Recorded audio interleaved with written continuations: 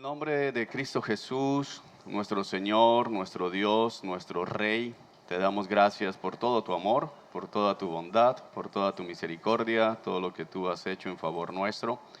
Queremos pedir, Señor, que tu Espíritu Santo nos guíe, que tu Espíritu Santo nos oriente y nosotros podamos en esta tarde, ya noche, crecer no solamente en el conocimiento de tu verdad, tu palabra es la verdad, sino sobre todo que podamos crecer en la estatura, Señor, en semejanza al varón perfecto Cristo Jesús.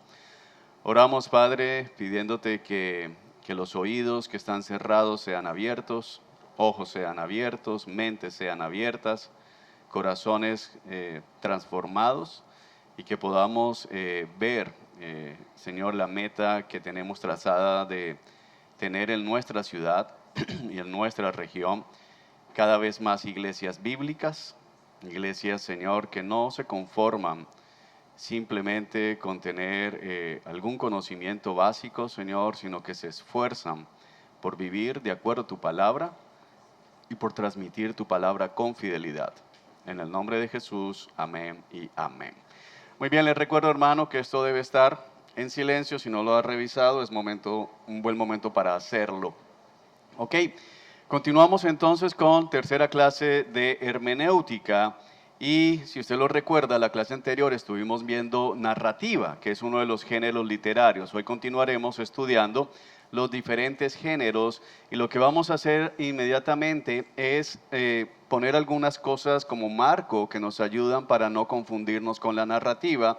Si usted lo recuerda, hace 8 días hablamos de la importancia que tiene este género y tomamos en cuenta una realidad, y es que entre el 40 y el 60% Antiguo y Nuevo Testamento respectivamente de estos volúmenes están compuestos por narrativa, así que eso nos debe llevar a pensar que es importante aprender a leer y a interpretar correctamente este género literario.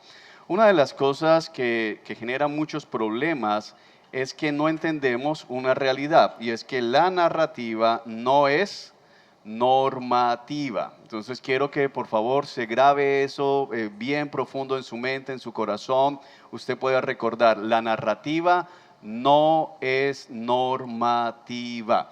Entonces quiero darle un ejemplo. Cuando usted lee el periódico, sea el periódico que usted está leyendo, y lee una crónica, lee una narrativa de lo que pasó ayer al norte de la ciudad, o al sur de la ciudad, o al oriente de la ciudad, o lo que pasó en otro lugar de nuestro país, el hecho de que le cuenten lo que mucha gente hizo no significa que lo estén llamando a usted a hacer lo mismo. Simplemente le están contando lo que sucedió. Y la narrativa en sí misma es neutral. ¿Qué significa que es neutral? Que la narrativa por sí misma no nos dice si algo es bueno o algo es malo. Simplemente nos cuenta lo que sucedió. Ahora bien, ¿cómo sé yo si lo que se me está narrando en un pasaje de la Escritura es aprobado por Dios o es desaprobado por Dios? El resto de la Escritura, que es doctrinal, donde Dios dice, esta es la ley, esto es lo que tienes que hacer, esto no lo puedes hacer, es lo que va a informar la manera en que yo interpreto la narrativa, no al contrario. Esto es muy importante, porque muchos interpretan las leyes, los preceptos, los mandamientos de Dios, cuando hablamos del Antiguo Testamento, de acuerdo a la narrativa, y eso es un error gigantesco. Entonces no interpretamos la ley con base en lo que hizo Abraham o con base en lo que hizo David, sino que interpretamos lo que hizo Abraham y lo que hizo David con base en la ley que Dios ha entregado. ¿Está haciendo sentido lo que les digo?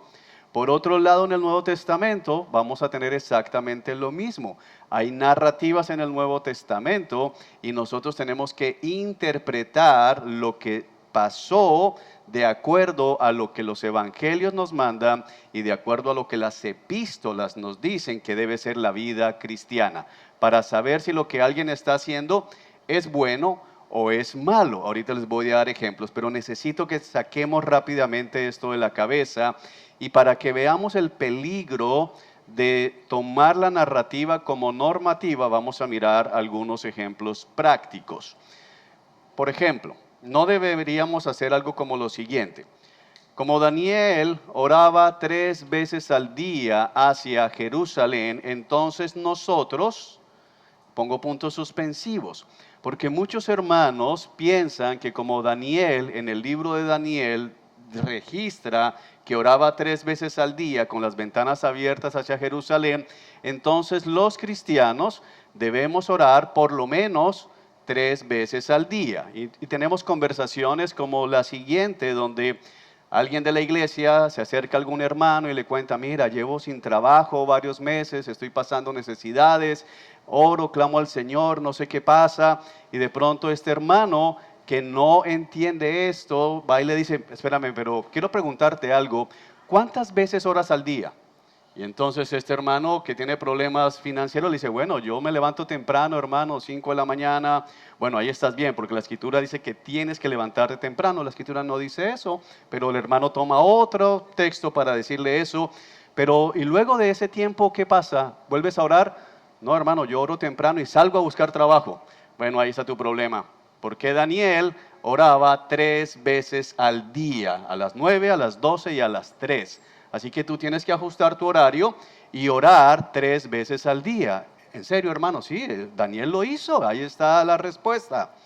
Entonces el hermano se va para su casa y comienza a establecer una rutina de 3 veces al día orar. Luego se encuentran nuevamente y le pregunta, hermano, estoy orando las 3 veces, pero sigo sin trabajo. Una pregunta, ¿tu habitación tiene ventana o es una habitación de esas cerradas? Bueno, hermano, una ventana chiquitica. ¿Y la tienes abierta o cerrada cuando oras? Bueno, cerrada, porque en la calle hay mucho ruido. Ahí está el problema. Daniel oraba con la ventana abierta, hermano. Lee el texto. Es 3 veces, pero con la ventana abierta, porque Daniel no se avergonzaba de su Dios. Claro, tú cierras la ventana, que en el fondo te da pena que escuchen que tú oras al Señor. Así que abre la ventana. Ok, hermano, y el hermano va a la casa y abre la ventana y ora y sube el volumen de su oración. Pero se encuentran a las 3 semanas, 15 días. ¿Qué hubo? ¿Ya conseguiste trabajo? No, hermano, nada. No me llaman de ningún lado y yo meto hoja de vida y meto hoja de vida. ¿Dónde es que vives tú? Me vivo por Los Robles. Ok. ¿Tu ventana da hacia el norte o hacia el sur de la ciudad? Hermano, la verdad que yo nunca fui bueno para puntos cardinales. Bueno, averigua hacia dónde da, coge una brújula y calibra y ora hacia Jerusalén, hermano, tal cual como hacía Daniel, porque es que ahí está el problema tuyo. Tienes que seguir el ejemplo de Daniel. ¿De dónde salió eso? De que vamos a Daniel o vamos a la palabra, leemos algo que alguien hizo y pensamos que Dios bendice al que imita a Daniel. En este caso, sin embargo, la Escritura no dice en ningún lado que debemos orar 3 veces al día. De hecho, si tú miras el Nuevo Testamento, se nos dice que oremos sin cesar. No se nos dice que oremos 3 veces al día, ¿ok?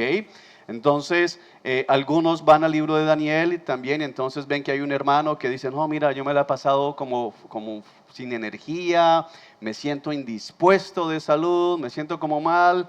Bueno, hermano, yo creo que necesitas leer Daniel capítulo 1 y hacer la dieta de Daniel, porque la dieta de Daniel hace que el cuerpo se fortalezca. Estos hombres estuvieron comiendo verduras y agua y se veían mejor que los que comían todos los manjares de la mesa de Nabucodonosor. Así que, hermano, su problema es que usted come cosas que no debe comer, agua y verduras, y verá cómo se va a poner así bien rozagante. Bueno, la Escritura no dice eso. La Escritura nos dice que estos hombres hicieron eso, hay una situación particular, pero no hay un llamado a permanecer comiendo verduras y agua. De hecho, en el Nuevo Testamento el Señor declara limpios todos los alimentos. Sin embargo, hay libros de la dieta de Daniel. Ahora, sigamos con otro ejemplo, porque se le puede parecer, la Escritura nos dice que Abraham tuvo varias esposas.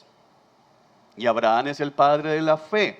Entonces la pregunta es, ¿debería Abraham haberse casado con varias mujeres? Porque no fue solo Abraham. Luego tenemos a Jacob, su nieto, que tuvo 2 esposas y 2 concubinas. Y de ahí viene todo el pueblo de Israel. Entonces la fórmula para tener una familia de bendición es tener 2 esposas y 2 concubinas. Y hay iglesias en Barranquilla que están promoviendo la poligamia basándose en este texto, diciendo tengo la bendición abrámica. Abraham es el padre de la fe, yo quiero ser descendiente de Abraham, así que necesito otra sierva que acompañe a mi esposa. ¿De dónde salió eso? De leer el texto. Pero si no fuese aprobado por Dios, entonces ¿cómo Dios diría que Abraham es el padre de la fe? Y algunos incluso llegan a citar a Salomón, que tuvo 300 esposas de cuna real y 700 concubinas, 1000 mujeres. Ahí está el ejemplo de Salomón. Lo que pasa es que muchos no le recuerdan que Salomón tuvo 1000 suegras y ahí estuvo el juicio que vino de parte de Dios. Bueno, mi punto es que no puedes ir a la narrativa y simplemente sacar ideas como doctrina. Otra muy frecuente: José, cuando sus hermanos van a Egipto a buscar grano porque no había, y ellos pensaban que José seguramente había muerto, José los reconoce, pero ellos no lo reconocen a él. Y el texto nos dice que José los puso en humillación, los acusó, los metió en la cárcel, hizo que trajeran a Benjamín, le plantó la copa en el saco de Benjamín. Y bueno, básicamente los humilló hasta que no aguantó más. Entonces la pregunta es, ¿debía José haber humillado a sus hermanos? Es lo que Dios está enseñando allí.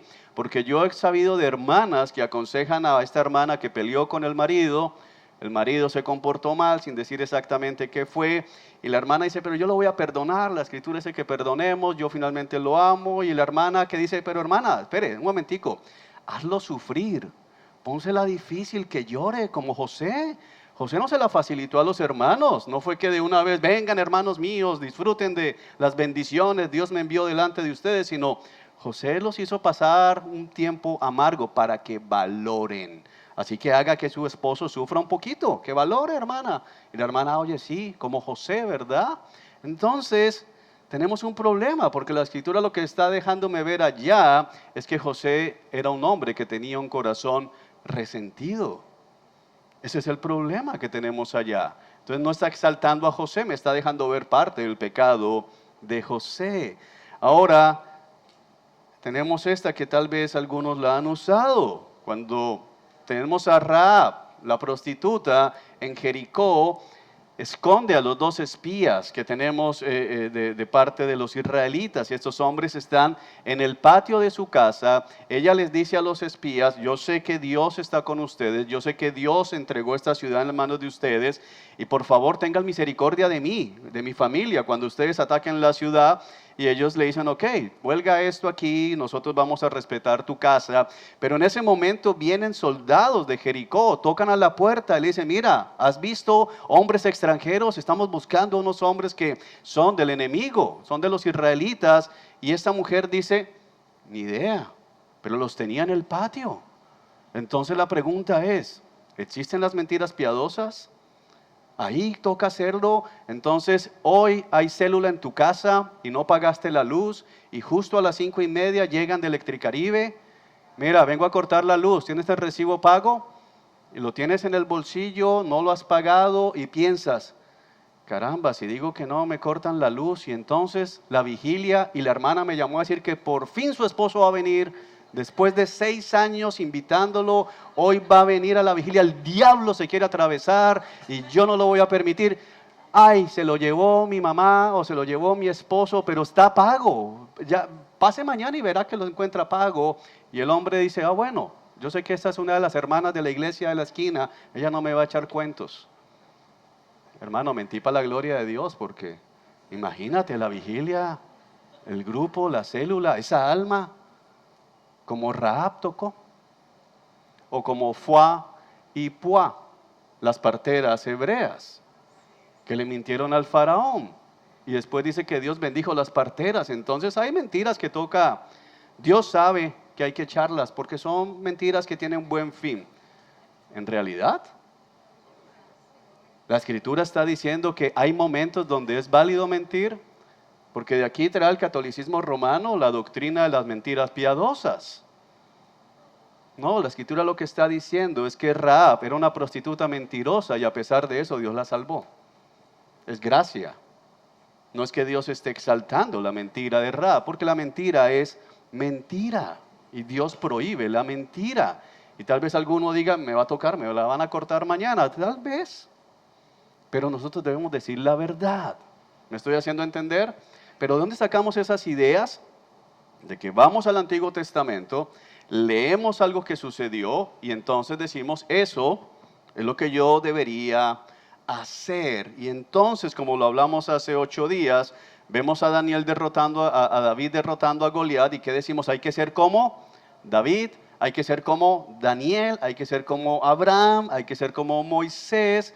Pero la narrativa nos enfoca a algo importante, y es que el héroe de la narrativa es Dios, no el personaje que Dios está utilizando. Entonces me está apuntando a algo más grande.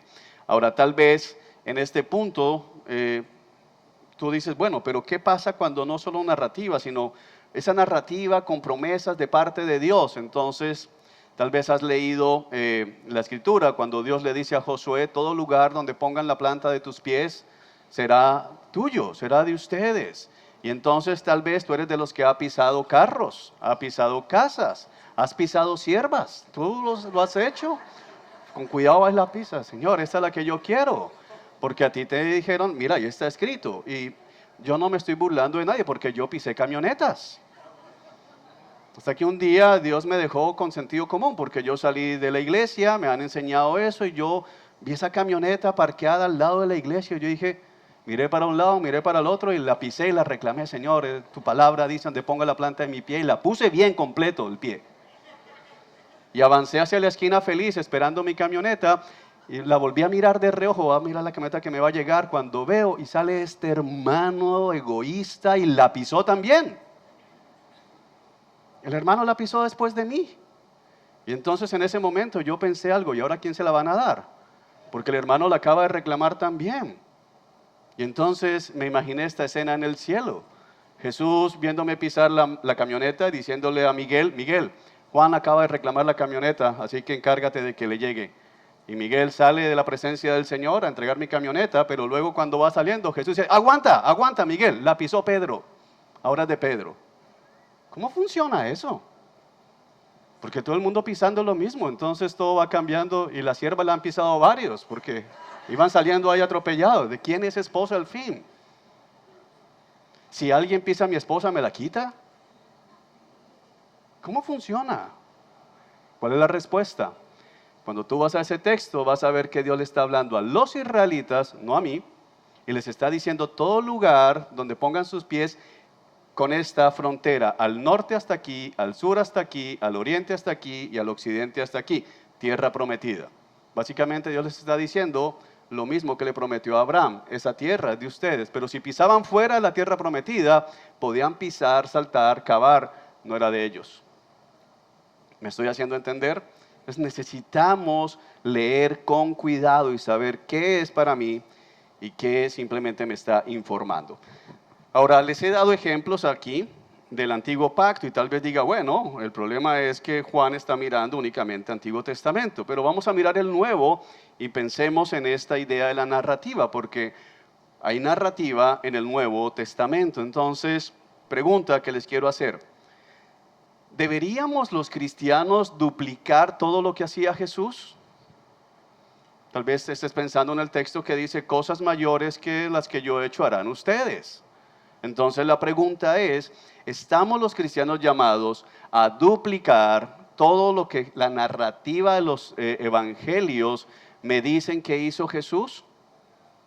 Voy a hacer una pregunta. ¿Deberíamos nosotros perdonar pecados, decirle a la gente, tus pecados han sido perdonados? No podemos hacer eso. ¿Por qué?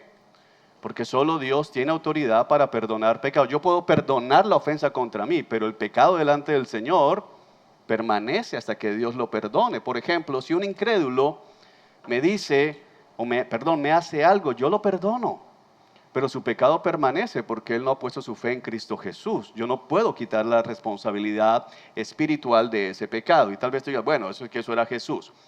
Bueno, Jesús caminaba sobre el agua. ¿Deberíamos nosotros intentar caminar sobre el agua? ¿Qué te va a pasar cuando des el segundo paso? ¿Para dónde vas? Vas para el fondo.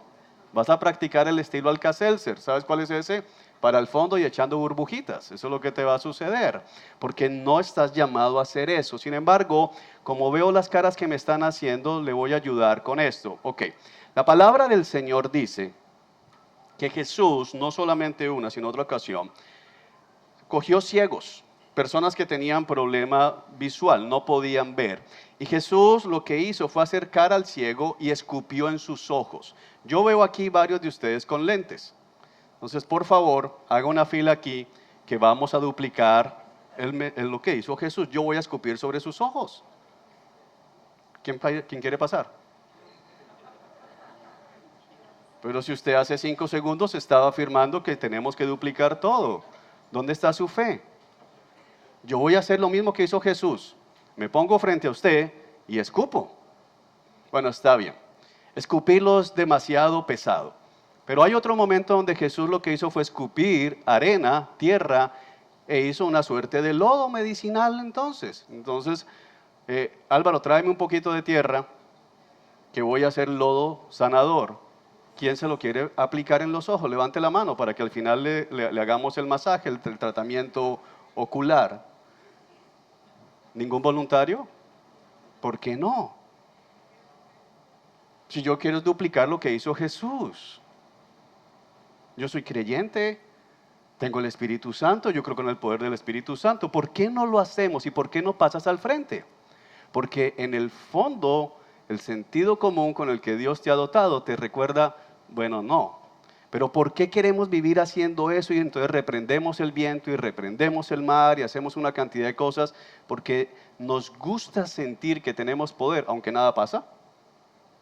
Y porque no entendemos que la narrativa no es normativa. ¿Me estoy haciendo entender, hermanos? Ok, está bien. Jesús es Dios, entonces yo no puedo imitar a Dios. Pero ¿qué tal con los apóstoles?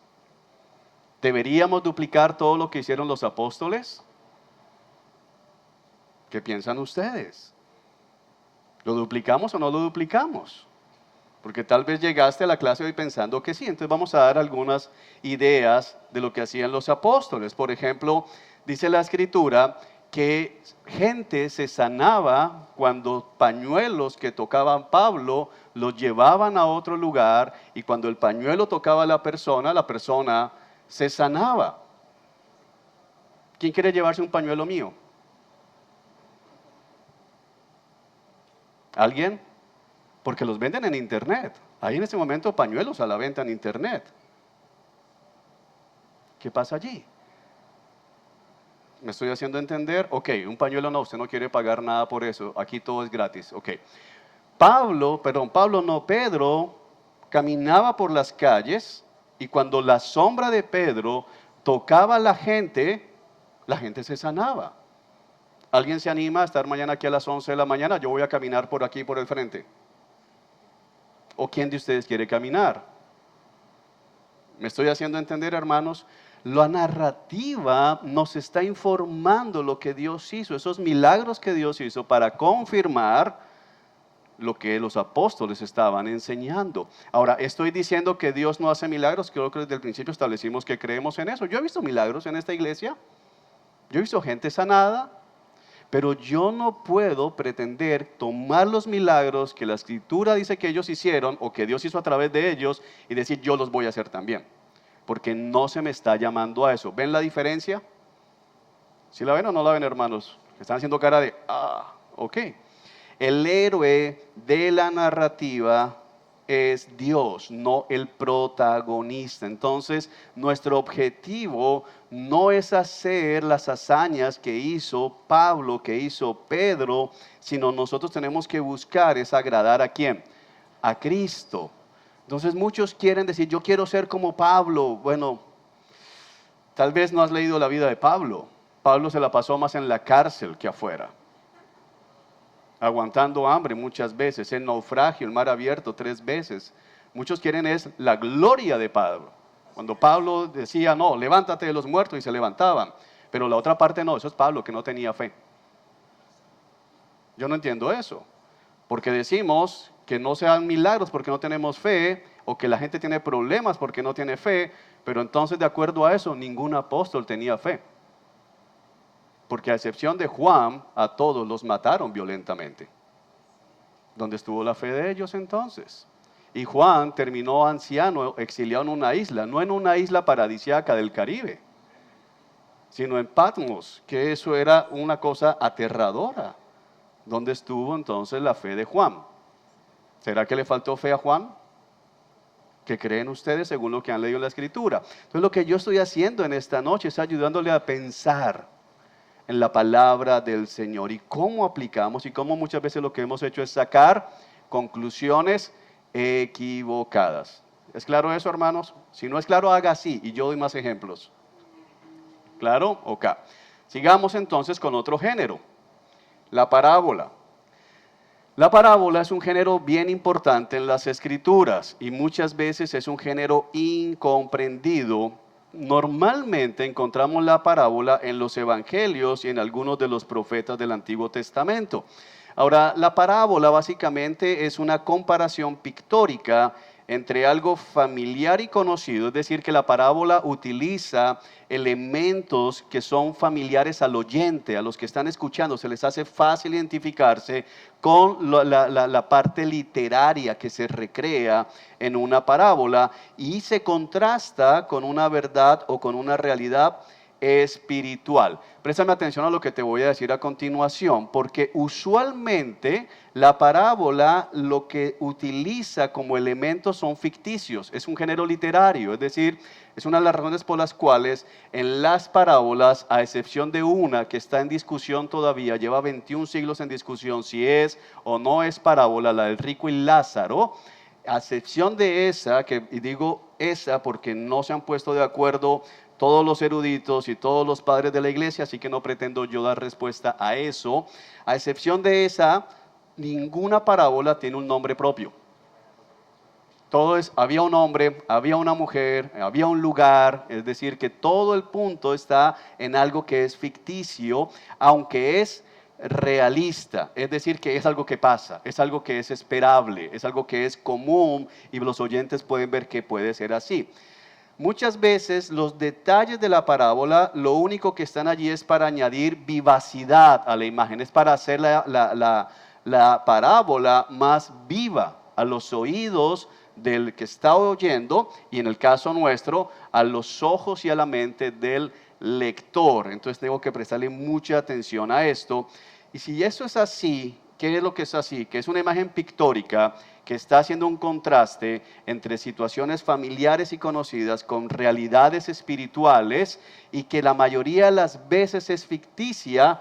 Entonces, ¿cómo hago exégesis a una parábola? Porque no hacer buena exégesis a una parábola lleva a muchas conclusiones equivocadas. Entonces, recomendaciones para interpretar parábolas. Número 1, la pregunta que tú tienes que hacerte cuando estás frente a una parábola es ¿cuál es el punto o los puntos principales? Es decir, la parábola tiene normalmente un punto principal. Hay una verdad que se quiere resaltar, hay una verdad que se quiere enseñar. Y usualmente todo lo que está alrededor es ambientación, es esa parte pictórica.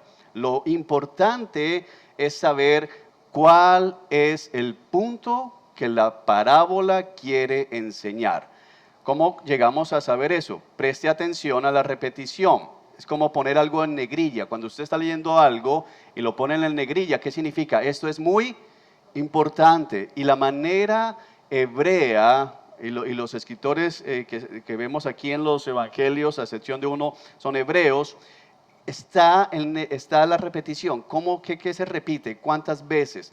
Prestamos atención a la inversión de las expectativas, cuando se espera que pase algo, pero pasa algo completamente contrario. Entonces ahí puede haber un énfasis, buscamos énfasis allí.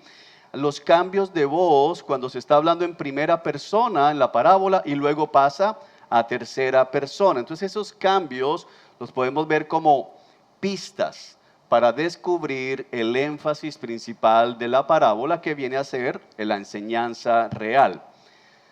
Otro consejo, la conclusión o el punto principal está típicamente al final. Fíjese que hay una palabra que está allí, típicamente. ¿Qué significa típicamente? Normalmente, pero no que siempre. Porque si usted se va siempre al final, hay parábolas donde el punto principal no está al final. Usualmente está al final, pero no siempre es así.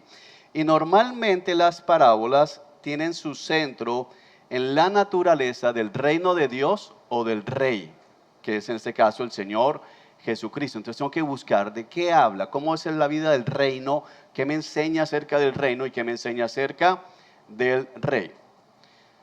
Último, el contexto sigue siendo rey. Entonces, si se da cuenta, para interpretar un texto, volvemos a esa norma que dimos desde la primera clase, en la interpretación de un texto, el contexto es rey. Así que seguimos acá. Así que se deben interpretar las parábolas a la luz de la narrativa circundante. Entonces, ¿qué está diciéndome? ¿Qué pasó antes de la parábola? ¿Qué pasa después de la parábola? ¿Por qué la parábola se cuenta? A veces las parábolas son respuestas.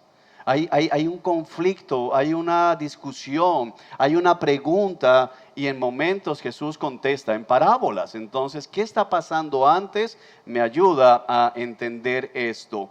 Por ejemplo, la parábola del grano de mostaza de Marcos, el punto se encuentra en la conclusión y a la luz del contexto. Eso es importante que lo podamos entender. Sin ese contexto, yo no voy a llegar a conclusiones correctas. Vamos a hacer un ejemplo práctico de esto. Lucas, vamos a Lucas, abra su Biblia por favor, hermano, para que hagamos un ejercicio práctico. Lucas capítulo 10, versículo 30 al 37.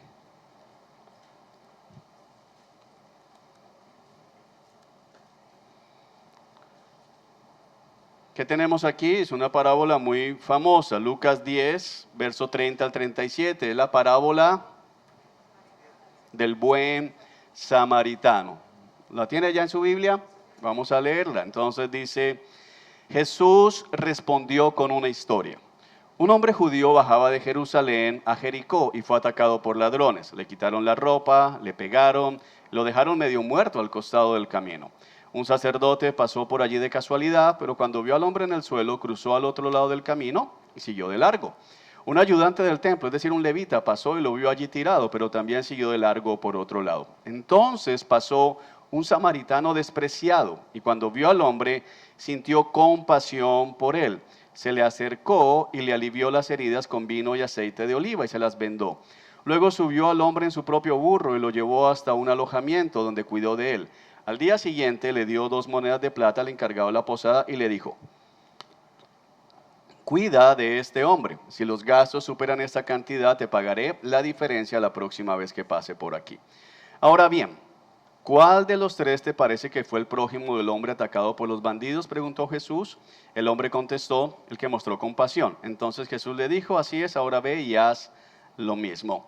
Esta parábola del buen samaritano es una de las parábolas más mal interpretadas en la iglesia cristiana occidental.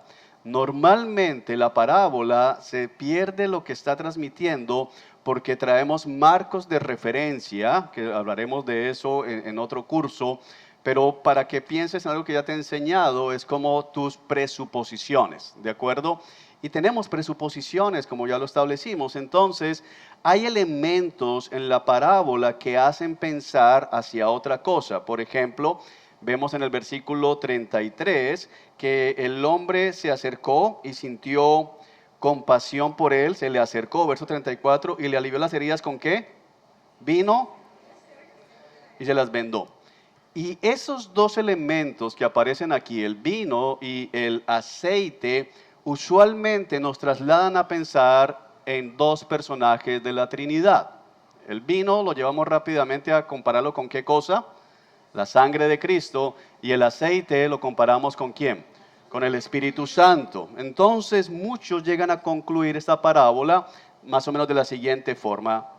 Tú eras ese hombre que fue dejado a la vera del camino. Tus familiares te lastimaron, la gente a tu alrededor te trató mal y estabas allí tirado, nadie le importaba tu vida, nadie le importaba qué eras. Y cuando nos cuentan eso, especialmente a la luz de un retiro espiritual, de un encuentro y con buena música de fondo, yo comienzo a pensar la vez que no me celebraron el cumpleaños, la vez que no me llamaron, la vez que me insultaron, la vez que se burlaron de la camiseta que yo pensé que me quedaba muy bonita, pero no era así a la luz de nadie más.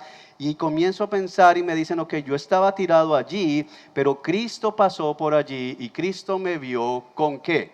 Con ojos de compasión. Los sacerdotes, y yo puedo pensar en un pastor que me trató mal, los levitas, un hermano líder de la iglesia que me trató mal también, pero Jesús sí se fija en mí, Jesús sí se fija en ti, se fija en tu dolor, se fija en lo que has sufrido, y Él viene y te venda, y entonces su sangre te ha cubierto y te ha dado el Espíritu Santo. Y bueno, creamos una historia alrededor del amor de Cristo por mí, lo cual en primera instancia es verdadero. Dios me ama, Cristo me ha sanado, Cristo me ha levantado, pero el punto es que esta parábola no está hablando de salvación. Entonces yo necesito entender que por mucho que haya elementos acá, no es el énfasis de la parábola. De hecho, yo he estado, y vuelvo a decir para que nadie crea que estoy juzgando, yo organicé obras de teatro con esta parábola, mostrando entonces quién era el sacerdote y el levita y el que cargaron y todo esto, y la gente lloraba. El problema es que eso no está diciendo la parábola. Entonces, apliquemos lo que les enseñé acerca de cómo interpretamos parábolas. Entonces, ¿qué tenemos acá? Vamos a mirar lo que hay circundante, porque la parábola empieza ¿desde dónde? Desde el versículo 30, pero no en el versículo 30 parte B o del principio, sino arranca aquí. Un hombre judío. Pero antes de un hombre judío y antes de por aquí, tenemos a Jesús diciendo, Jesús, ¿qué hizo? Respondió con una historia. Y cuando yo leo esto, entonces es donde es importante que recuerde algo que ya le he dicho como 6 veces, esto no existe en el original. Ese subtítulo de parábola del buen samaritano no existe en el original, y el problema es que cuando usted no tiene claro eso en su mente, usted siempre va a comenzar a leer ¿dónde? Aquí. Pero resulta que lo que está pasando es que esto es una sola historia. Jesús respondió con una historia, es una sola narración. No son eventos separados. Aquí hay un evento que va unido. Entonces yo necesito saber cuál es, si Jesús respondió, es porque lo más probable es que ¿qué sucedió antes? ¿Qué hay antes de eso? Muy bien. ¿Se da cuenta? Usted sí puede hacerlo. Hay una pregunta y yo quiero saber cuál es qué. La pregunta que Jesús va a responder, o cuál es la situación, o hay un dilema, o hay una discusión, pero algo pasó para que Jesús diga el texto que responde con una pregunta. ¿Me van siguiendo hasta acá? Ok, entonces vamos a seguir hacia atrás y veamos la pregunta. Jesús respondió con una pregunta. Y yo llego al versículo 29 y ¿qué veo acá? ¿Y quién es mi prójimo? Hay una pregunta. ¿Quién le está preguntando a Jesús? Yo quiero saber, pero yo quiero ayudarle a usted ahorita a saber la manera en que leemos la Escritura. Jesús responde con una historia y antes de ese versículo me dice que alguien le pregunta, ¿y quién es mi prójimo? Entonces, lo primero que yo necesito saber es que, ¿cuál es el objetivo de la parábola? ¿La parábola qué propósito tiene? ¿Identificar qué? ¿Quién es el prójimo? ¿Es claro eso? Porque el hombre pregunta, ¿quién es mi prójimo? Y Jesús responde con la parábola. Entonces, la respuesta a la pregunta de quién es el prójimo está ¿en dónde? En la parábola. ¿Vamos viendo aquí cambios? Vamos siguiendo. Verso 29 completo dice, el hombre quería justificar sus acciones y le preguntó a Jesús, ¿quién es mi prójimo? Entonces ya veo que hay un hombre y un hombre que quiere justificarse a sí mismo y entonces le lanza la pregunta a Jesús, ¿quién es mi prójimo? Entonces puedo subir un poco más, tratar de ver dónde hay otro bloque. Ok, por aquí parece que hay uno. Quitamos ese subtítulo, pero veo que arranca una historia nueva. ¿Por qué veo que hay una historia nueva? Porque ¿qué dice? Cierto día. Ok, entonces significa que ya lo de arriba no conectó, no viene en línea, sino que venimos a otro momento, cierto día. No es al momento siguiente o a la tarde siguiente o en ese instante, sino Es otro momento, no sabemos cuánto tiempo ha pasado, pero arrancamos acá. Cierto día, un experto en la ley religiosa, ok, ya tenemos aquí un personaje y eso es narrativa. Fíjate que lo que tienes del 25 al 29 es narrativa. ¿Qué vimos como norma? Miramos la narrativa circundante para poder entender el propósito de la parábola. Entonces, cierto día este experto en la ley religiosa se levantó y mira lo que dice, ¿para qué se levantó? Ok, entonces ya vemos que hay una intención del corazón, no es una pregunta genuina. Hay gente que pregunta porque quiere aprender, hay gente que pregunta porque está deseoso de crecer en su fe, pero hay gente que pregunta simplemente para avergonzar al que está hablando. Y eso es lo que está pasando acá. Este no es un hombre sincero, este es un hombre que quiere poner a prueba a Jesús. Y lo pone a prueba con la siguiente pregunta. Entonces, hay otra pregunta. Fíjate que entonces ya tengo que tener cuidado. ¿Cuál es la pregunta que la parábola va a responder? Porque tengo otra pregunta. Y la pregunta es, maestro, ¿qué debo hacer para heredar la vida eterna? Entonces hay algo ahora más grande, ya no solamente el prójimo, sino ¿qué hago para heredar la vida eterna? Si tú eres creyente, tú sabes que lo que hay que hacer es poner la fe ¿en quién? En Jesús. Arrepiéntete de tus pecados y pon tu fe en Cristo Jesús. Jesús contestó, ¿qué dice la ley de Moisés? ¿Cómo la interpretas? Y fíjate lo tremendo, porque ¿quién es el que está hablando con Jesús? Un maestro en la ley religiosa. Y entonces Jesús le contesta, para heredar la vida eterna me estás preguntando, ok, ¿qué dice la ley de Moisés? ¿Cómo interpretas la ley de Moisés? Y el hombre contestó, amarás al Señor tu Dios con todo tu corazón, con toda tu alma, con toda tu fuerza y con toda tu mente, y amarás a tu prójimo como a ti mismo. Ese es el resumen de la ley. Y Jesús contesta, correcto, haz eso y vivirás. Es decir, haz eso y ¿qué vas a tener? Pregunta, ¿está diciendo Jesús que es posible que un hombre por sus propios medios pueda obtener la vida eterna? No, y por eso es que lo que sigue a continuación es revelador. Porque dice el versículo 29, el hombre que quería hacer, o sea, ¿qué es lo que el hombre iba a decir? Yo hago eso. Entonces viene y le lanza una pregunta a Jesús, ¿y quién es mi prójimo? Mira el orgullo de este hombre, porque él no pregunta, ¿y cómo amo a Dios así? Él dice, bueno, ¿y quién es mi prójimo para probarte que yo sí lo hago? Es decir, él da por descontado que él ama a Dios con toda su fuerza, con todo su corazón, con toda su alma, lo cual es imposible para nosotros, ¿de acuerdo? Pero deja eso de lado y dice, bueno, Jesús, ¿y quién es mi prójimo? ¿A quién es el que debo amar como a mí mismo?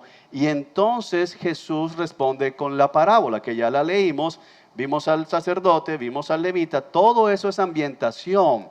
Pero aparece en la parábola un personaje que es bien importante en el versículo 33. ¿Qué aparece?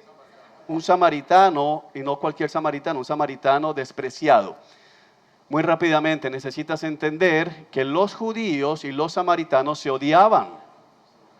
Mira, era mejor, más bien el peor insulto que se le podía decir a un judío en la época era samaritano.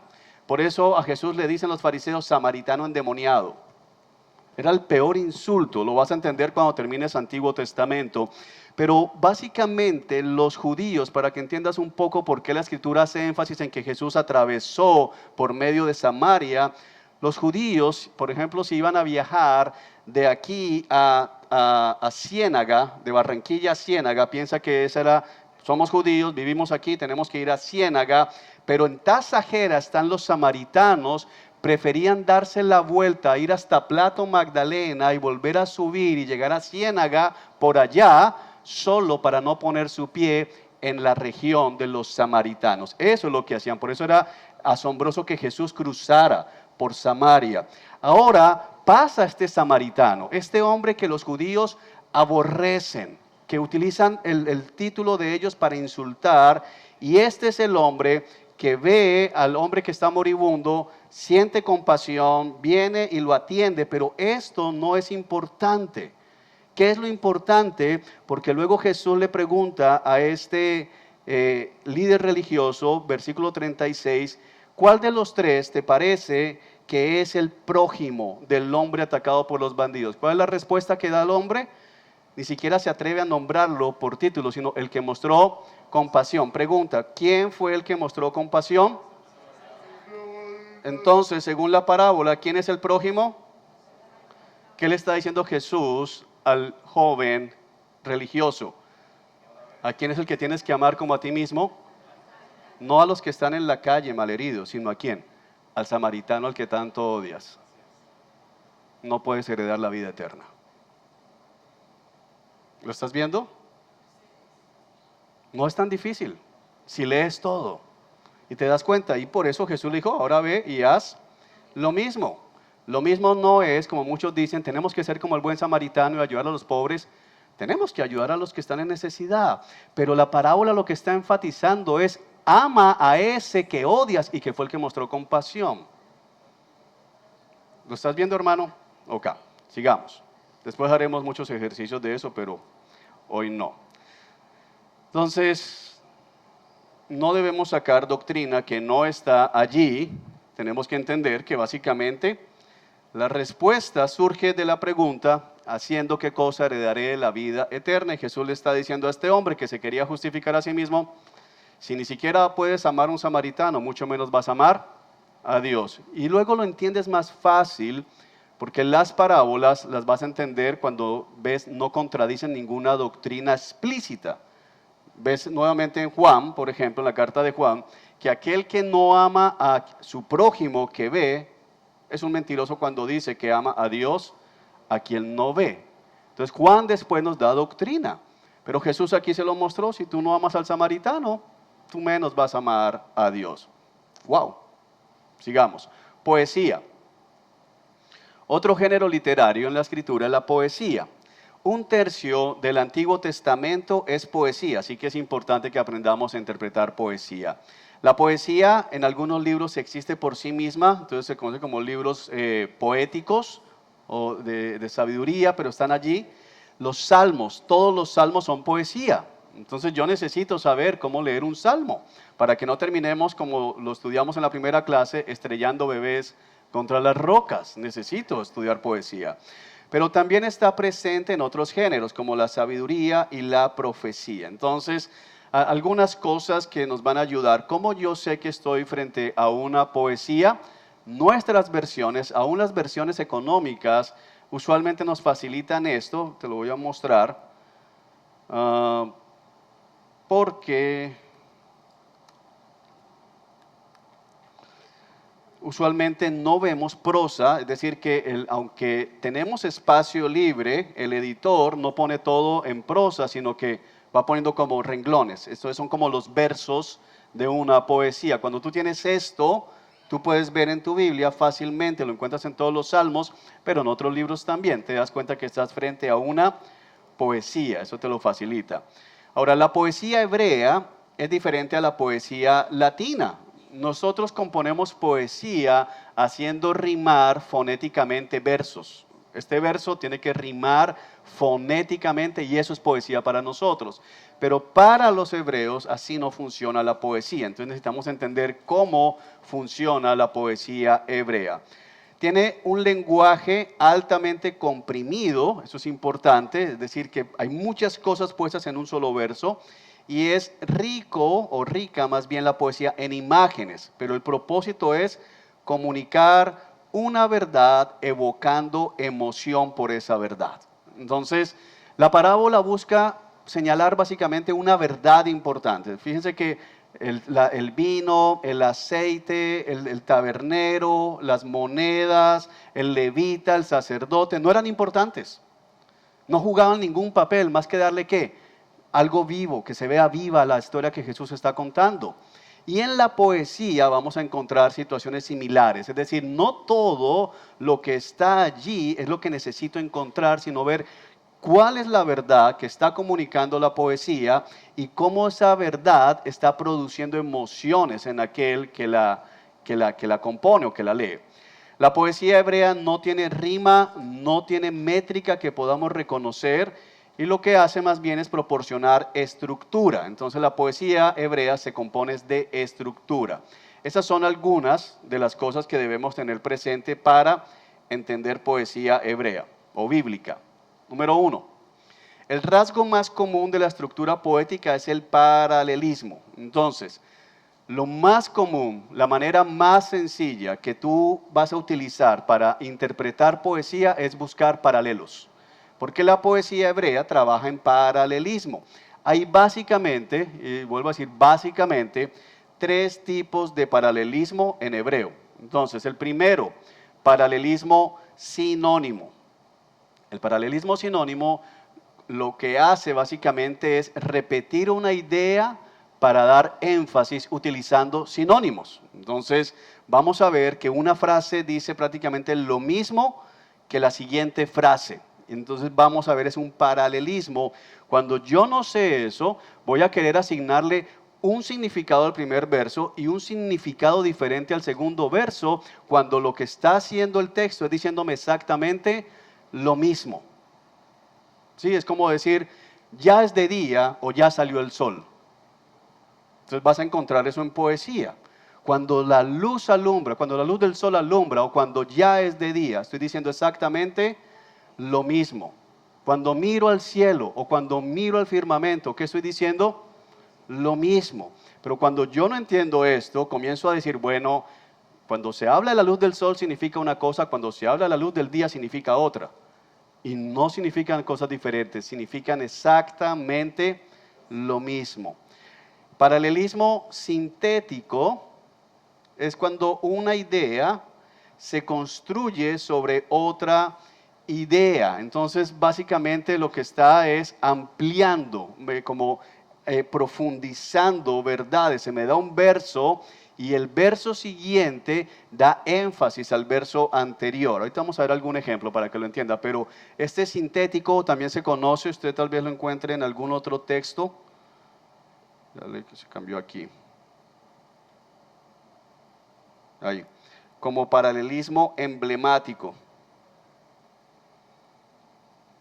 Entonces se da énfasis, un verso le da énfasis a otro, hay una idea que se quiere transmitir y se van a usar figuras de lenguaje. Y el otro, paralelismo antitético o, para que sea más fácil para usted recordarlo, de antónimos. Entonces tenemos sinónimos, tenemos sintético, que es una idea reforzando otra, y tenemos el antitético o de antónimos, donde una idea se contrasta con otra, mostrando lo contrario. Entonces comparan a un hombre con una mujer, comparan al bueno con el malo, al necio con el sabio, al día con la noche. Entonces hay un contraste y ese contraste lo que genera es énfasis. Y yo al ver el contraste, al ver el paralelismo, cómo está construido, voy a encontrar el énfasis o el significado del texto. Otra característica en la poesía hebrea es el juego de palabras, la aliteración y el acróstico alfabético. Eso lo vas a encontrar mucho, muchos salmos son acrósticos hebreos, no le vas a encontrar sentido en español. La repetición, entonces usted lee los salmos y dicen lo mismo, lo mismo, lo mismo, lo mismo. No es porque el salmista, como lo dije en otra clase, le quedó un pedazo de rollo y dijo, hay que poner algo aquí porque es peligroso dejarlo en blanco y vamos a decir lo mismo una y otra vez, sino porque la manera hebrea de pensar y de transmitir es, vuelve a repetir, vuelve a repetir, vuelve a repetir. Jesús lo utilizaba, ¿se acuerdan cuando decía, en verdad os digo? No es porque se llenaban las cosas allí, sino es una forma de decir, esto es importante. Esas son las negrillas de ellos. La hipérbole, que la vamos a estudiar más adelante, pero para que sepas que está presente allí. El contraste, la metonimia, que es sustitución. La sinécdoque, que significa que una cosa que se te están diciendo allí representa a lo que viene o lo que viene representa a lo que se acaba de decir. Se representan el uno al otro. Vamos después a crecer sobre eso, no se preocupe. Como la poesía nuestra, la poesía latina, utiliza metáforas, hay símil, hay imágenes, hay frases irónicas, hay eufemismos. Entonces, ¿qué necesitamos? Aprender a identificar figuras de lenguaje para no sacar conclusiones equivocadas. Por ejemplo, lo que tengo que recordar es que esto es un ¿qué? Poema.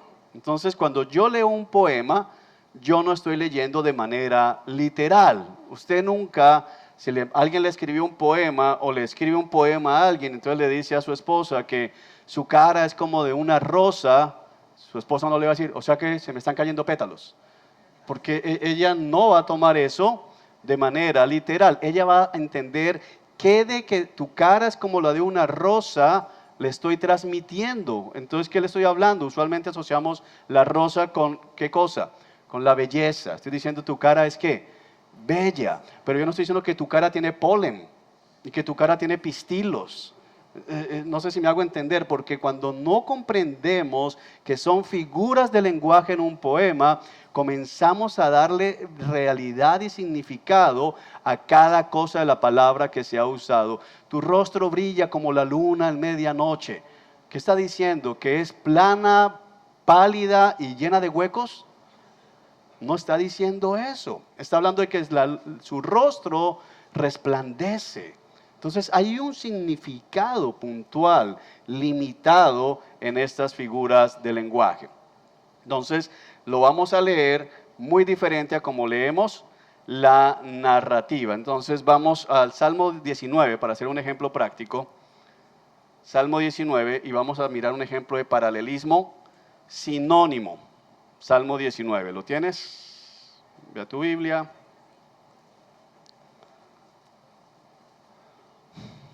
Y vamos a leer versículos 1 al 4.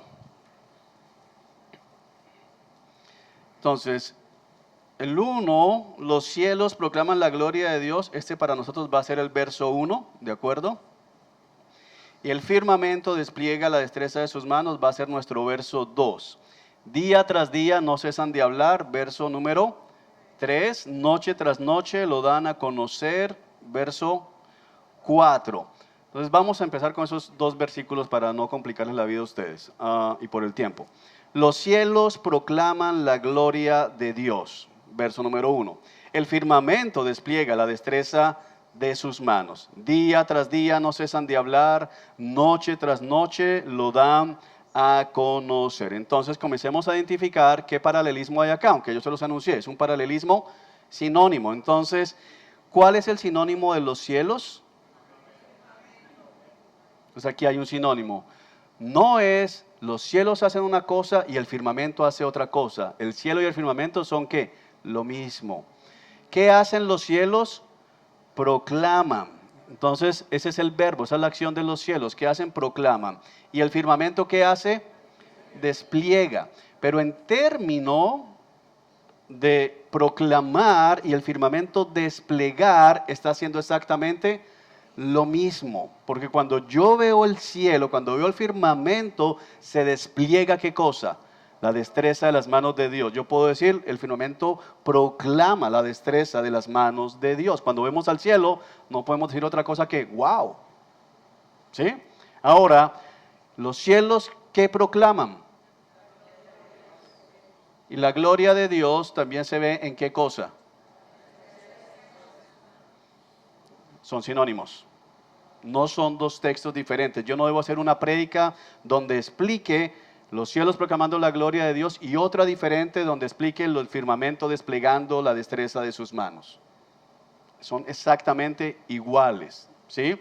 Ahora, verso número 3. Día tras día no cesan de hablar. Entonces aquí podemos pensar que el salmista tiene en mente los cielos de día, ¿de acuerdo? Día tras día los cielos no cesan de ¿qué? De hablar. Hablar y proclamar. ¿Qué está haciendo? La misma cosa. Y noche tras noche, entonces estoy pensando que en el firmamento, ¿qué hace el firmamento?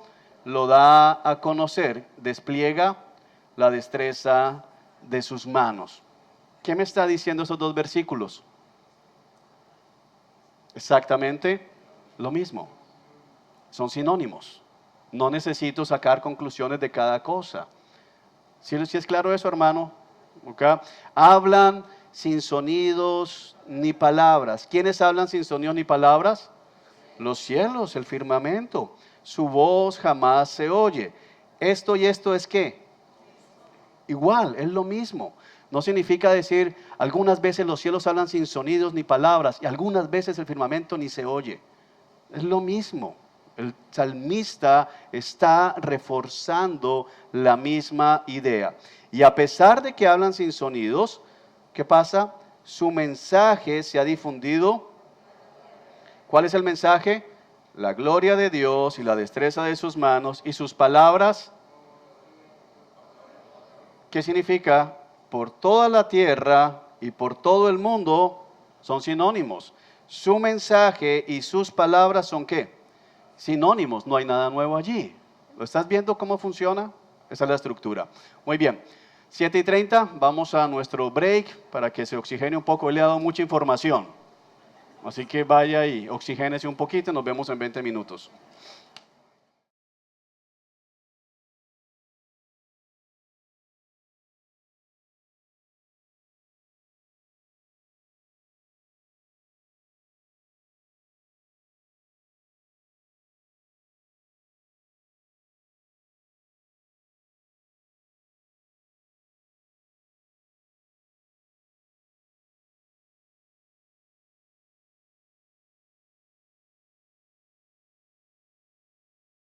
Hacer un ejercicio de paralelismo antitético, es decir, el paralelismo de antónimos, que es un paralelismo también bastante frecuente. Para esto vamos a ir no a Salmos, sino vamos a ir a Proverbios, porque Proverbios también es poesía, entonces vamos a poder trabajar esto. Acompáñeme a Proverbios capítulo 10, abra su Biblia por favor, Proverbios capítulo 10, versículo 1, y vamos a ver cómo establecemos acá un paralelismo de antónimos o de antítesis. ¿Ok? Versículo 1, ¿qué dice Proverbios de Salomón? Un hijo sabio, ¿qué hace? Trae alegría a su padre. Un hijo necio trae dolor a su madre. Entonces vamos a ver cómo funciona esto. Esto sería nuestro verso 1 y ese sería nuestro verso 2 para comenzar a hacer el ejercicio de comparación. Entonces, iniciando, parece que fuera un paralelismo sinónimo, porque ¿qué tenemos? Un hijo y un hijo. Pero arriba tenemos un hijo ¿qué? Sabio. ¿Y qué es lo contrario a sabio en la escritura? Necio. Entonces aquí tenemos el contraste. Un hijo sabio en comparación con un hijo necio. ¿Qué hace el hijo sabio? ¿Qué trae? Alegría. ¿Y qué trae el hijo necio? ¿A quién le trae alegría el padre? El hijo sabio, perdón, al padre, y lo contrastan ¿con qué? Con la madre. Entonces, yo necesito ver, ok, aquí hay algo que se está estableciendo y lo que se está estableciendo es un contraste, es un paralelismo, pero el paralelismo es ¿qué? De antónimo, es antítesis, sabio con necio, alegría con dolor, padre con madre. Ahora, voy a avanzar un poco en lo que usted necesita aprender porque aquí tenemos otra lección y es la siguiente. Cuando yo leo Proverbios, necesito prestar atención en que no me está dando principios, no me está dando doctrina. Entonces tenga eso grabado para cuando lleguemos a Proverbios, usted vuelva a pensar en ese capítulo 10, versículo 1. Pero entonces lo que tenemos que entender es que hay un contraste entre el sabio va a producir alegría a sus padres, mientras que el necio que va a producir tristezas, dolor. ¿Ok? Si miras el segundo verso, vamos aquí otra vez, sería verso 3 y sería verso 4. Las riquezas mal habidas, ¿qué hace? No tiene ningún valor. Pero vivir debidamente, es decir, no viviendo como un criminal, puede que salvar tu vida. O sea que es valioso vivir una vida honesta. ¿Qué tienes ahí nuevamente? Un contraste. Se está contrastando la vida del delincuente con la vida de una persona honesta. ¿Sí lo estás viendo? Entonces es la manera en que la poesía hebrea funciona. Vamos a hacer un ejemplo con el otro tipo de paralelismo, el paralelismo emblemático o paralelismo sintético, que es el otro nombre que tenemos en nuestra guía. Vamos a mirar el Salmo 22. Vamos de nuevo a los Salmos. Vaya a su Biblia. Salmo 22. Y vamos a mirar el versículo 12 en adelante. Entonces, eso es un salmo de David. Miremos acá, versículo 1, versículo 2, versículo 3, versículo 4. Mis enemigos, dice el salmista, mis enemigos me rodean como una manada de toros. Esto es algo que el salmista está estableciendo. Mis enemigos me rodean como una manada de toros. Toros feroces de Basán me tienen cercado. ¿Qué es lo que está haciendo la poesía acá? ¿Qué es lo que el salmista está transmitiendo? Está transmitiendo el salmista que este pobre hombre tiene unos hombres que lo rodean como manada de toros, pero que el salmista está en tantos problemas que no solo lo tienen rodeado hombres que son como una manada de toros, sino que literalmente también hay toros de Basán que lo tienen cercado. O sea, deberíamos concluir, pobre David, imagínate, David lo tenía el ejército de Saúl rodeado y aparte se encontró con una manada de toros que también se vino porque David iba con una bata roja y lo tenían allí acorralado al pobre David. Y si eso fuera poco para entender lo que sufrió David, leones abren sus fauces contra mí, rugen y despedazan a su presa. ¿Está diciendo David que está rodeado de toros y de leones? No. ¿Qué está haciendo David? Está dejando ver la maldad, la ferocidad de sus enemigos. ¿Comparándolos con qué? Con toros salvajes. Eso es lo que está haciendo el salmista. Entonces, verso 1 y verso 2, simplemente el verso 2 que está haciendo, dándole énfasis a la verdad del verso 1. Eso es lo que está pasando. Está informando, ampliando esta verdad que ya ha dicho. Podemos seguir mirando el texto, por ejemplo, versículo 16, mira lo que el salmista dice: mis enemigos me rodean como una jauría de perros. Una pandilla de malvados me acorrala y han atravesado mis manos y mis pies. Entonces, nuevamente, ¿qué está diciendo? Que esos malvados, esa pandilla, ese ejército que lo tiene rodeado, son como una jauría de perros. Entonces es una manera en que él está transmitiendo lo malos que son, lo feroces que son, lo violentos que son, porque no es que tenga David una jauría de perros, una pandilla, aparte otro grupo que son como toros y adicionalmente toros. No son 4 grupos, es un solo grupo, y lo que está haciendo el salmista es que mostrando son terribles, son muy malos, son muy violentos. ¿Sí es claro? Bueno, vamos a ver si es claro. Entonces vamos a hacer un ejercicio, te voy a dar 2 minutos para que hagas el ejercicio. Entonces abre tu Biblia y vas a buscar el Salmo 24 y me vas a decir si ese Salmo 24 es un salmo sinónimo, es un salmo de antónimos o es un salmo emblemático. A ver si sí entendió lo que le estaba explicando, hermano. Salmo 24. Le voy a ayudar un poquito. El Salmo 24 tiene como 2 movimientos. El primer movimiento está del versículo 1 al 6 y el segundo movimiento del 7 al 10. Ahí tiene una palabrita que dice interludio, porque los salmos son canciones. ¿Ok? Puede trabajar con el que está a su lado, izquierda o derecha, puede escoger. Póngase de acuerdo allí. Le quedan 2 minutos. ¿Es sinónimo? ¿Es antónimo? ¿Es emblemático? ¿Qué tenemos?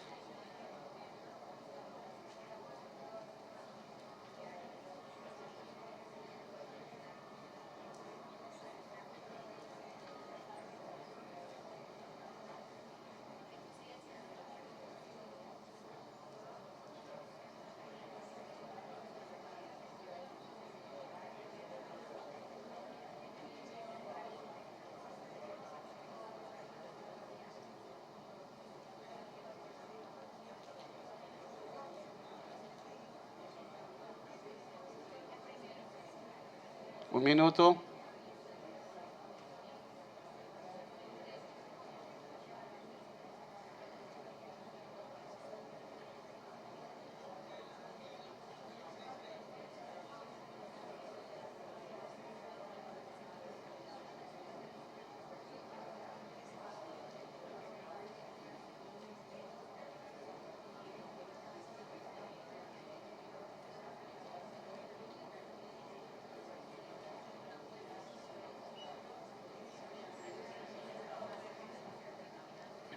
Ok, tiempo. Levanten la mano los que dicen que es de paralelismo sinónimo. Sinónimo. Ok, antónimo. ¿Alguien vio antónimo? Wow, di una buena clase.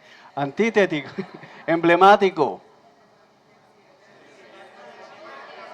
Del 7 al 9, muy bien. Entonces, ¿por qué escogimos este salmo? Porque este salmo nos deja ver que no porque un verso sea sinónimo, todo el salmo es sinónimo. Aquí tenemos dos tipos de paralelismo. El primer interludio, 1 al 6, es sinónimo. Muy bien, la tierra del Señor y todo lo que hay en ella, y luego cómo lo refuerza, el mundo y todo lo que hay en ella, todos sus habitantes, es todo lo que hay en ella que hacen, le pertenecen, es del Señor. Entonces tenemos allí, Él echó los cimientos de la tierra sobre los mares, estableció sobre las profundidades de los océanos, eso es sinónimo. Pero luego en el 7, ¿qué está pasando? Hay un énfasis. ¿Cuál es el énfasis que nos quieren mostrar? ¿Quién es? El Rey de Gloria. Aunque usted puede también, eso ya sería irnos mucho más profundo en exégesis, usted puede ver que hay un tema también que se nos deja ver sinónimo, y es que se compara al Rey de Gloria con el que gana en la batalla. ¿Ok? Entonces hay algo sinónimo allí, pero de manera general es emblemático. Así que si usted hizo eso correcto, dese por bien servido. Usted ha aprendido hoy a mirar la poesía hebrea, y eso es un gran cambio para su lectura bíblica o para enseñar en su iglesia local. Muy bien, excelente. Vamos a seguir entonces. Sabiduría, otro género. La sabiduría es un género de la literatura, de la Biblia, que es muy amada, pero al mismo tiempo es muy problemática para muchos cuando van a leer los libros de sabiduría. Es amada porque parece muy práctica, entonces podemos pensar en los proverbios, son muy prácticos, vamos a poner rápidamente esto en práctica, pero es problemática porque es diferente a los géneros con los que estamos acostumbrados a lidiar en nuestro mundo moderno.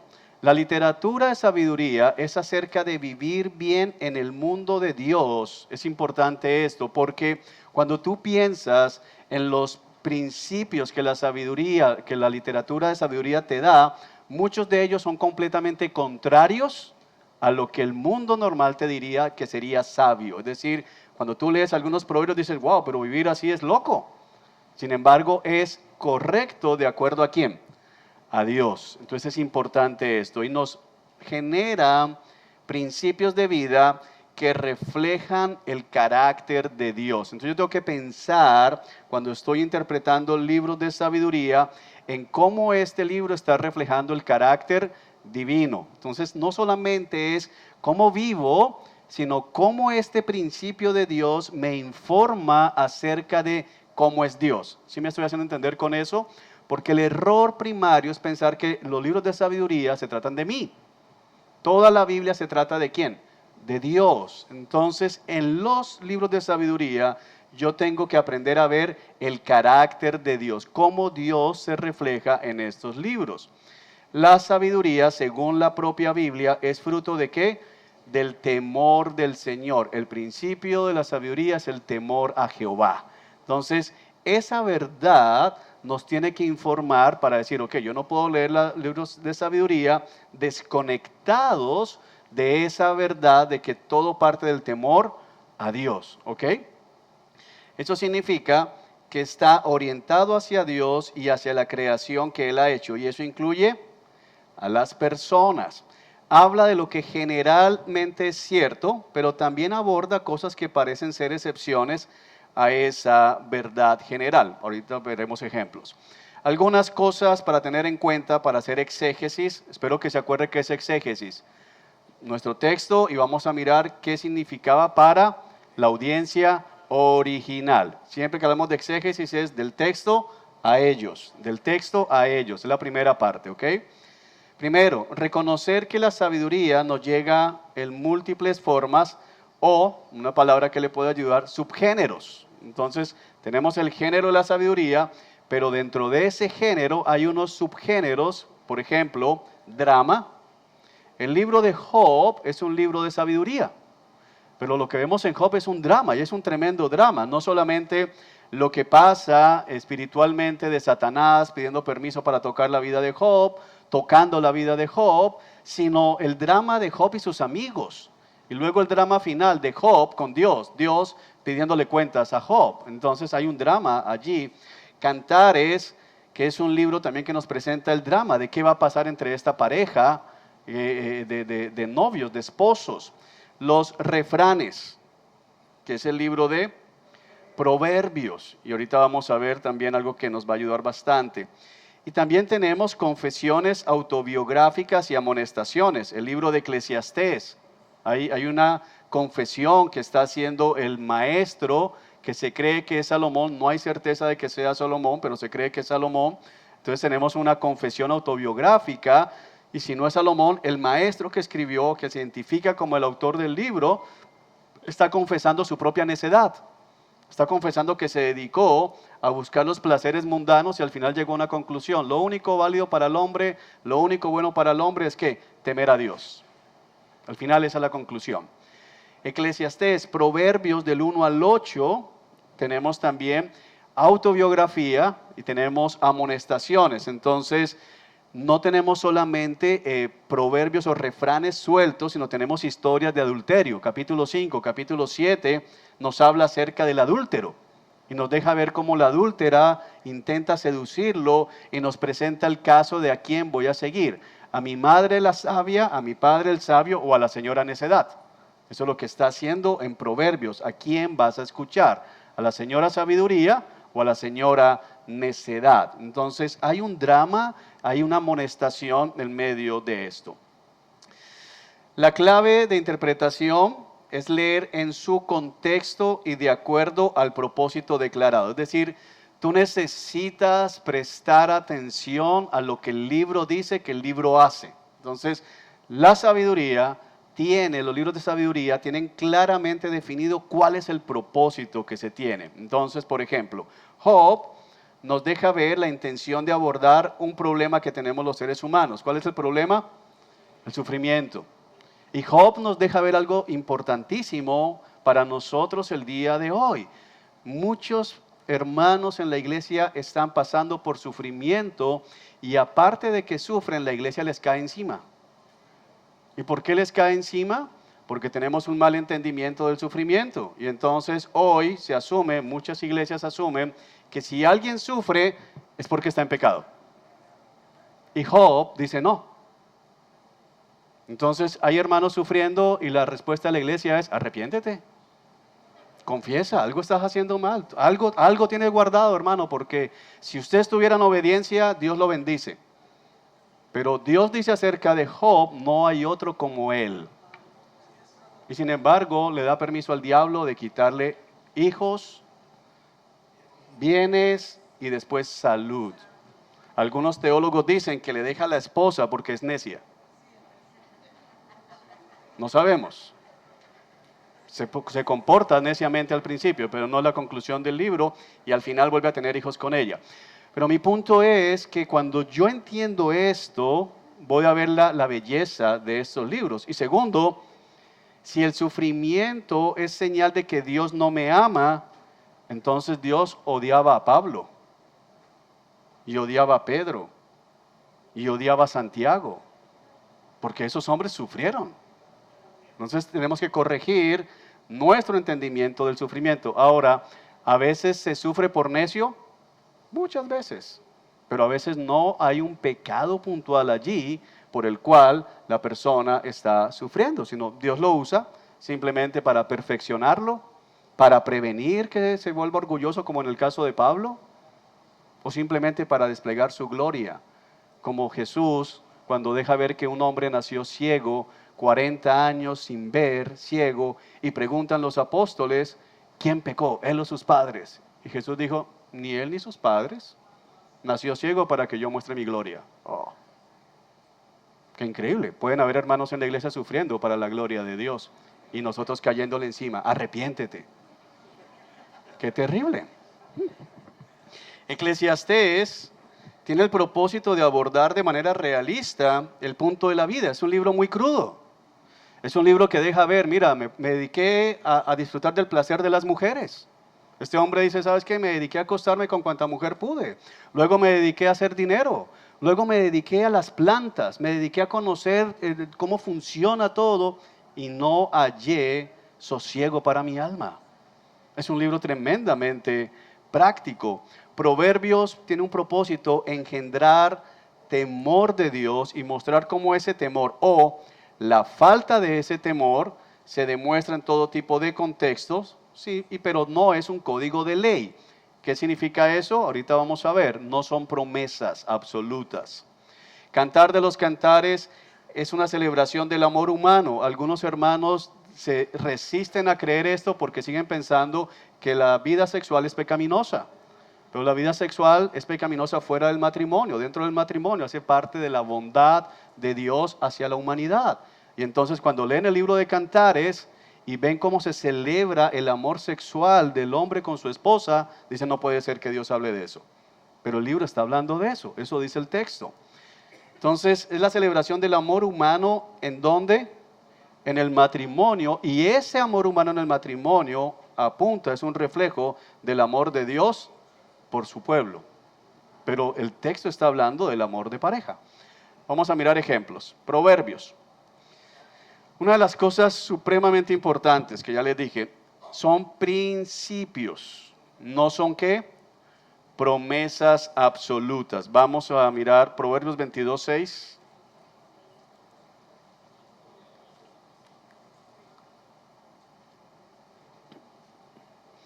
Y tal vez alguna persona aquí va a ser libre esta noche cuando entendamos esto.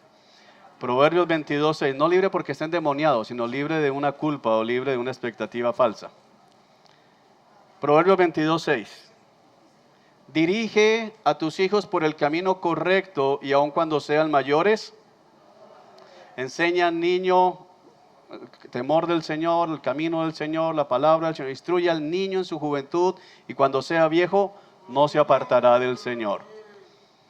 ¿Cuál es el problema? Que cuando no entendemos que esto es sabiduría y que son consejos, que son principios y no leyes ni promesas de Dios, entonces tenemos el caso de padres fieles al Señor, que han instruido a sus hijos en el temor del Señor, que les han modelado, que les han dado un buen ejemplo, y que estos hijos crecen y se van de la iglesia, se apartan, no vuelven a la iglesia. Y entonces tenemos a papás que están llorando porque su hijo, su hija amada, se ha apartado del camino del Señor, y tenemos a una iglesia cayéndole encima. Algo han hecho ustedes, confiese, hermana. Yo se lo dije a usted que viniera más frecuente a los ayunos. Usted no quería venir, ahora ahí está la consecuencia.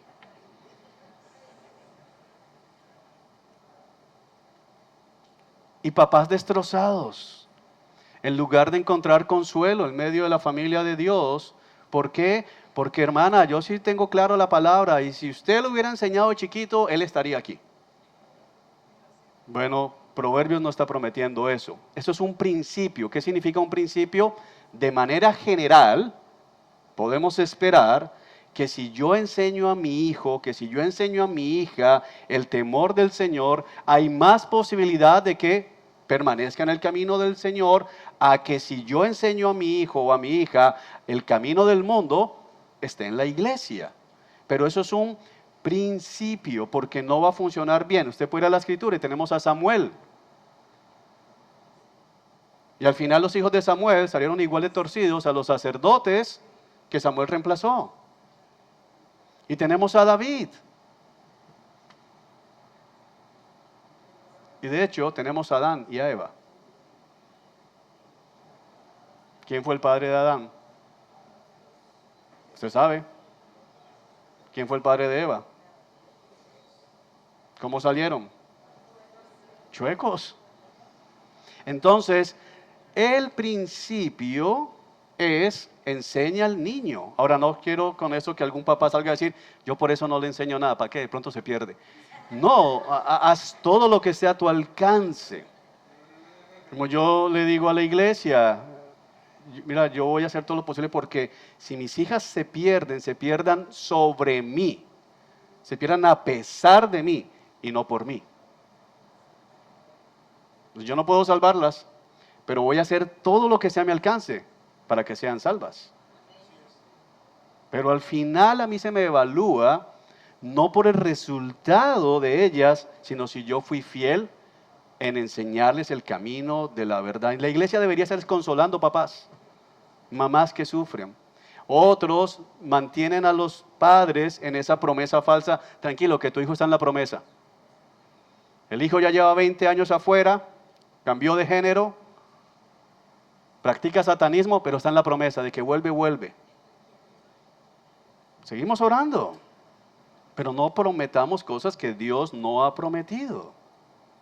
Entonces, ¿de dónde viene eso? De interpretar mal la Biblia. Entonces, por eso dije, espero que haya gente que sea libre esta noche de cosas de esas.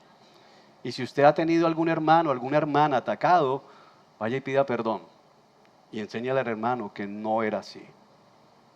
Porque hay gente lastimada en la iglesia que debería cuidar la gente. ¿Ok? Sigamos. Otro proverbio que nos ayuda a entender esto que acabo de decir. Miremos Proverbios 26.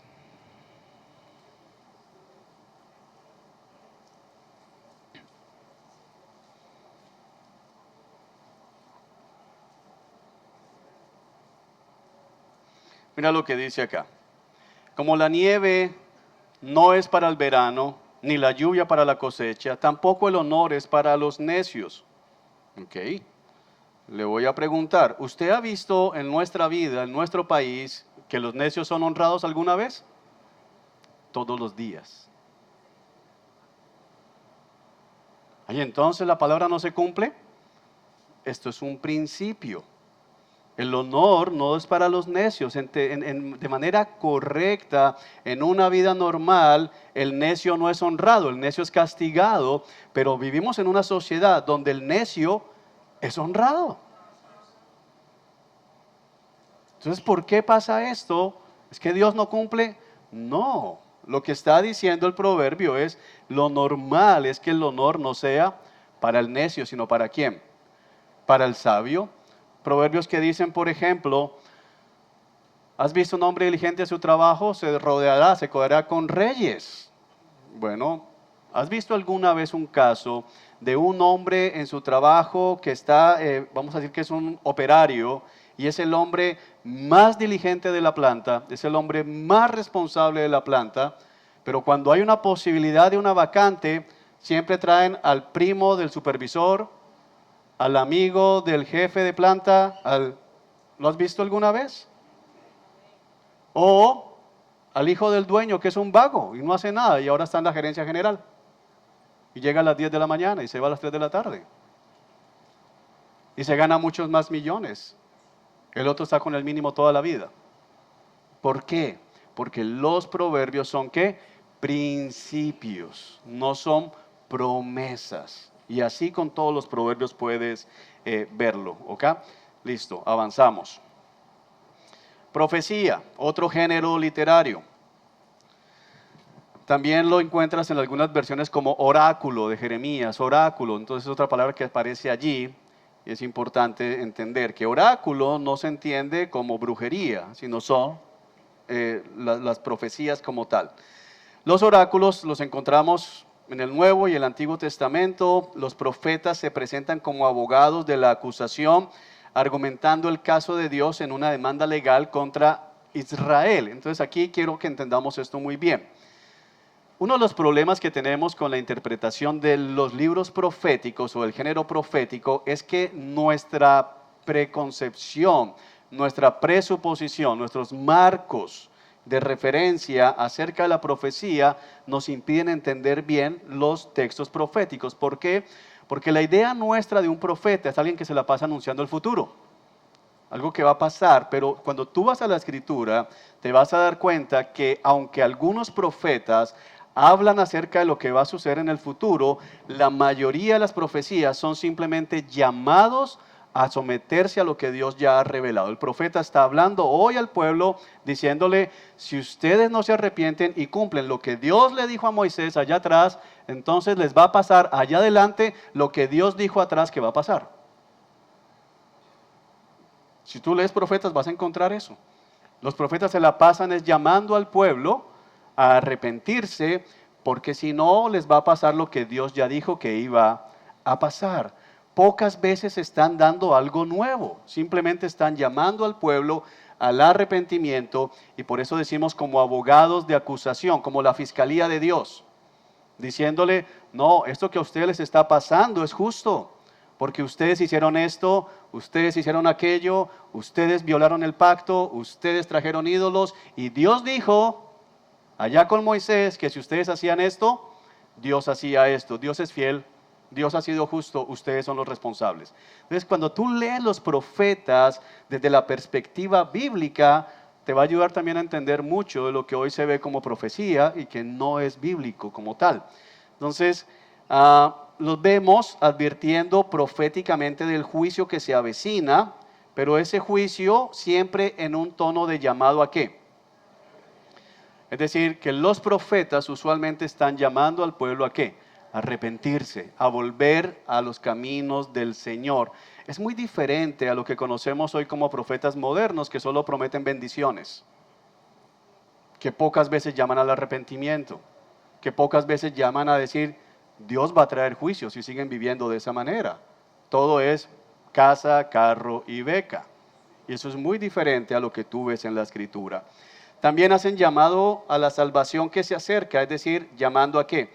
A confiar en Dios, llamando a poner su confianza en el Señor y no en ellos mismos. Es decir, no hay un solo profeta diciendo ten fe en ti mismo, tú eres un campeón.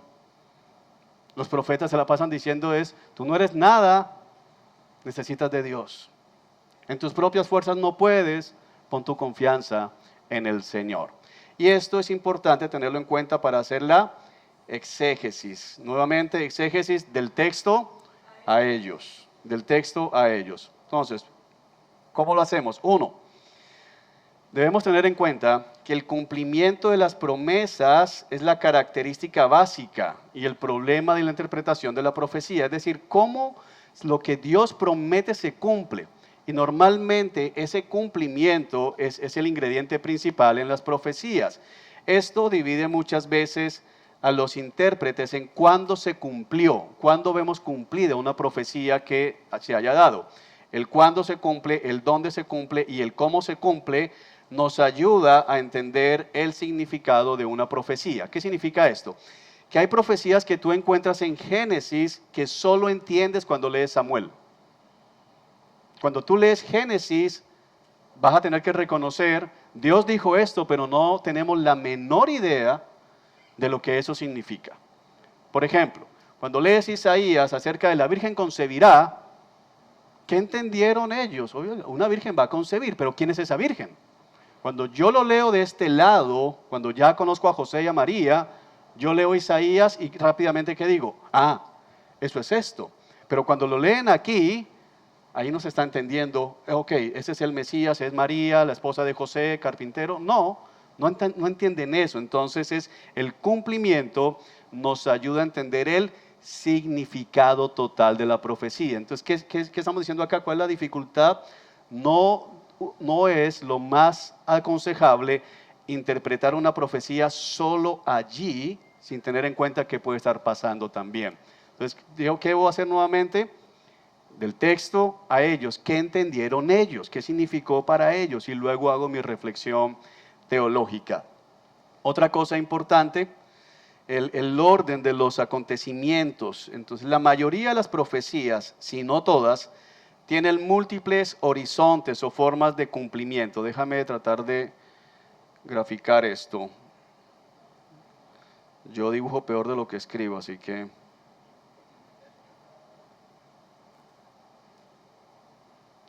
Estos son montañas, ¿de acuerdo? Cuando tú estás viendo, Sí, yo sé que dibujo feo. Cuando usted está viendo montañas desde lejos, todas las montañas parece que estuvieran en la misma línea. Se ven todas como si estuvieran todas en formación horizontal. Pero cuando tú te acercas, te vas a dar cuenta que tal vez esta montaña se encuentra a 1000 kilómetros de distancia a la otra. Las cimas se ven iguales, en la misma línea desde aquí, pero cuando ya llegas allá, te das cuenta que están separadas, están lejos. Entonces, con la profecía bíblica sucede exactamente lo mismo. El profeta que está aquí parado mirando hacia allá, él ve que esto está en ¿dónde?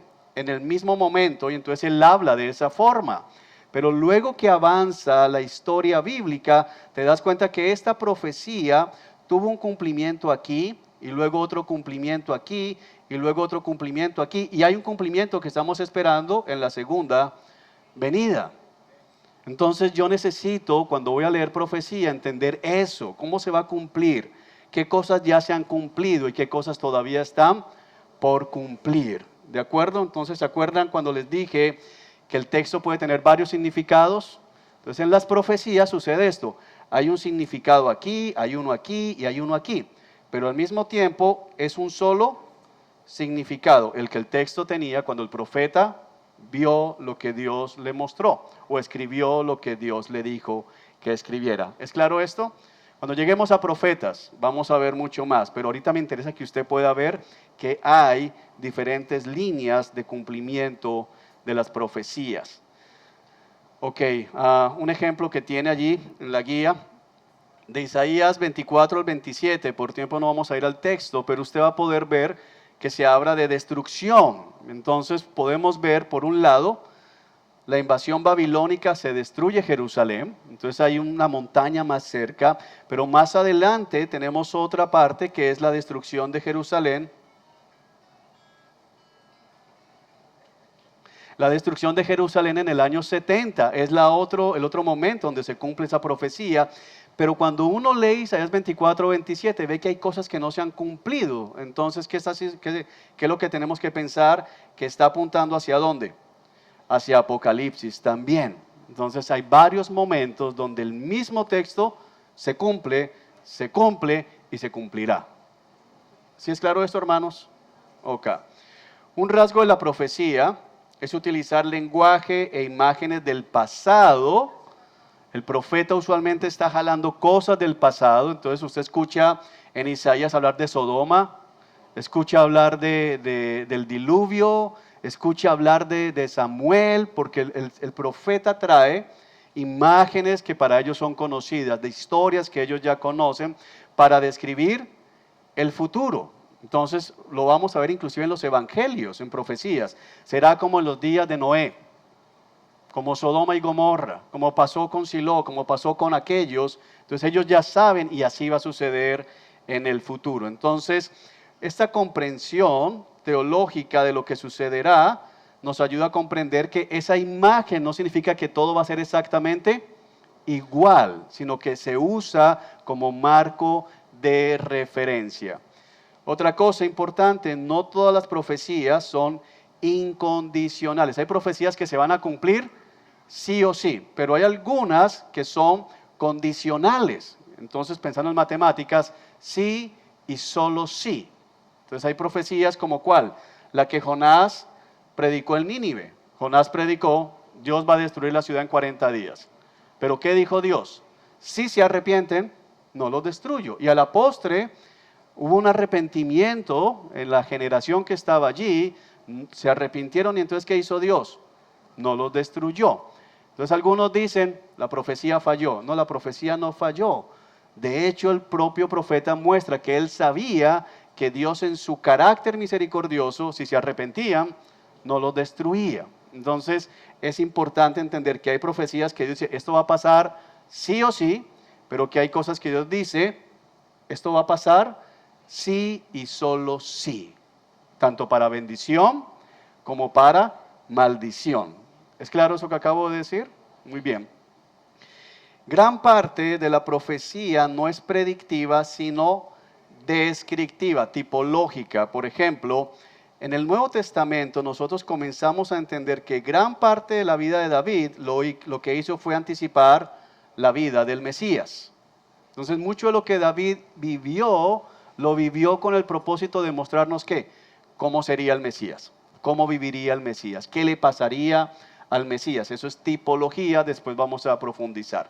Muy bien, hermanos, 8:30, se nos acabó el tiempo. El próximo lunes seguimos en nuestra clase. Creo que les habíamos dicho por error, porque teníamos un error ahí en nuestras guías, que el otro lunes ya había matrícula, cerramos ciclo, pero todavía nos faltan 2 clases de hermenéutica. Así que próximo lunes nos vemos acá en clase. Siguiente lunes es carnavales, no nos vemos en clase. El lunes siguiente de carnavales debería...